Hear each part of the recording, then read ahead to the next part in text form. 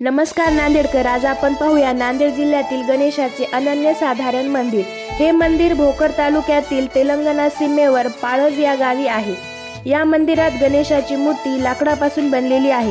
केवळ गणेश उत्सवाच्या काळातच या मूर्तीचे भक्तांना दर्शन घडते। नवसाला पावणारा गणपती म्हणून या तीर्थाची सर्वदूर ख्याती आहे। याचा इतिहास असा आहे की स्वातंत्र्याच्या काळी जेव्हा प्लेग नावाचा रोग सर्वत्र पसरला होता, त्यावेळी पाळज येथील एका व्यक्तींना गणेशाने दृष्टांत देऊन मूर्ती स्थापन करायला सांगितले। त्यांनी निर्मल येथील एका कलाकाराकडून रातोरात लाकडी गणेशाची मूर्ती बनवून घेतली व ती 11 दिवसांसाठी स्थापन केली। त्यानंतर प्लेग हा रोग त्या गावामध्ये पूर्णपणे नष्ट झाला।